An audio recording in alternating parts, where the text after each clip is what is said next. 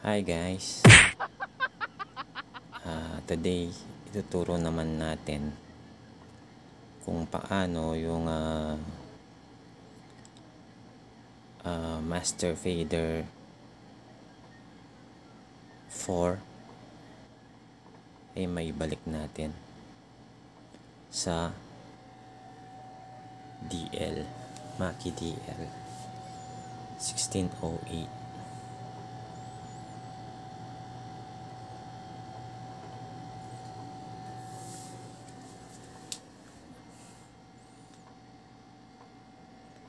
Yan, itong nakikita nyo po sa laptop, ito po yung Mackie DL, ay Mackie Fest. Ito po yung Mackie Faders 5 version. Yan. So ito po, applicable po ito sa laptop. Pwede na sa Windows. Kaso lang po ito po, medyo parang mas gusto ko yung Master Fader 4 dahil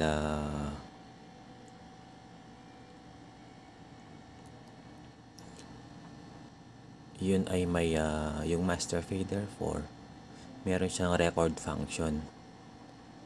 Nandito naman po sa Master Fader 5 wala po siya, wala siyang record function dahil yung mixer ko ay Mackie DL 1608. Pero kung Mackie DL 32 yan, meron po yan record function. So ang gagawin ko po ngayon ay ibabalik ko po yung version na may record function, yung Master Fader 4. Yan. So ayan guys, umpisa na natin. So gagawin natin, yun, i-disconnect muna natin na yung laptop. So ayan, i-disconnect muna natin itong laptop.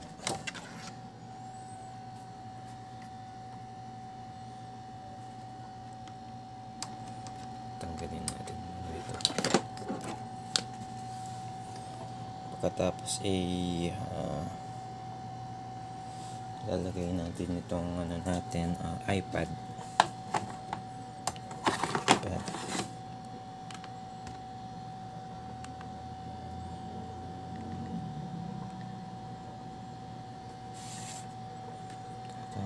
Lagay natin itong Master Fader 4. Master Fader 4.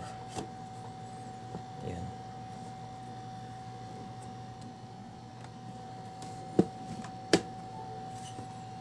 Yan.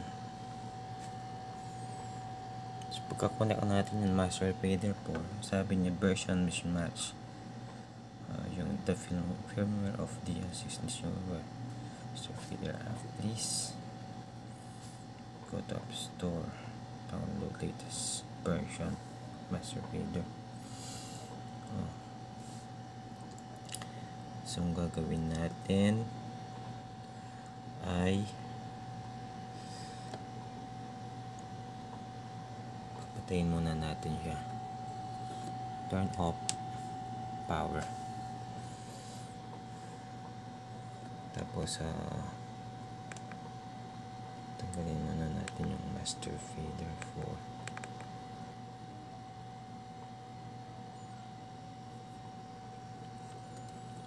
So ayan, start na natin. So kailangan naka-off itong power button, off. Tapos meron siyang reset button dito Ayan, nakikita nyo itong maliit na parang yung itong bilog na to. Yan ang reset button nya. So ang gagawin natin, pipindutin natin to, press hold, and then ipa-power on natin Yan. Habang naka-press hold siya ng mga 4 seconds. So yun na. Pagkatapos yan, mag-update na ng firmware game. Hi guys, I'm back. So ang gagawin muna pala natin dito, i-open natin to. Open Master Fader 4.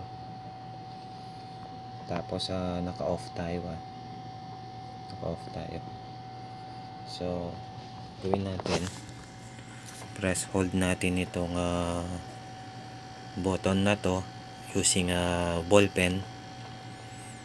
Tapos i-on natin 4 seconds, release. Okay, ready na kayo? Game.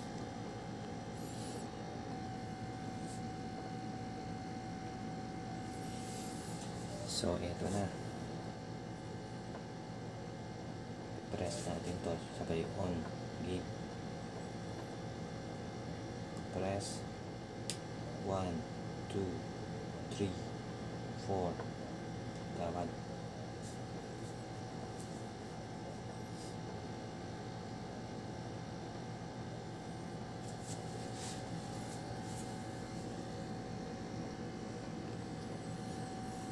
So ayan guys, tingnan natin ngayon.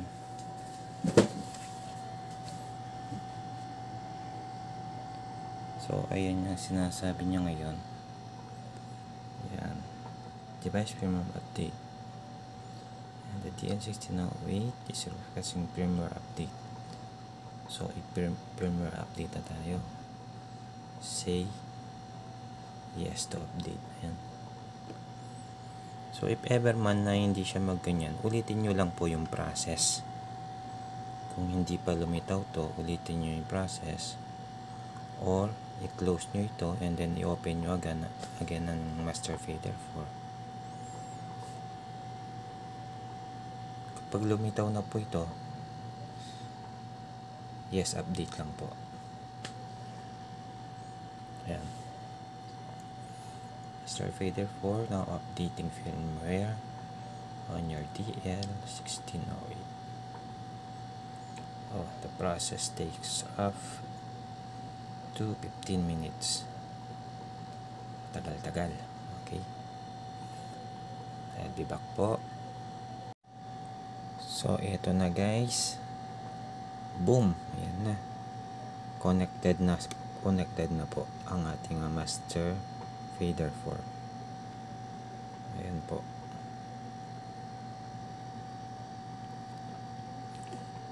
Master DL1608.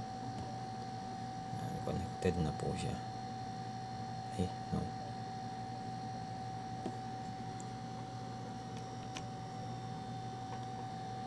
So, ito po, kapag naka Master Fader 4 po tayo, meron po tayo itong button na to, yung record button. Ito po siya, yung bilog. So yan po, makapag-record na po yan. Na po tayo ng tracks. Pindutin lang natin yung red. Ay mare-record na po yung mga live band or singers. So ayan po. Kaya gusto ko po yung Master Fader 4 para sa DL1608. So ayan guys, if you like my videos, please like and subscribe at hit nyo na rin po yung bell button. Maraming salamat. Thank you po.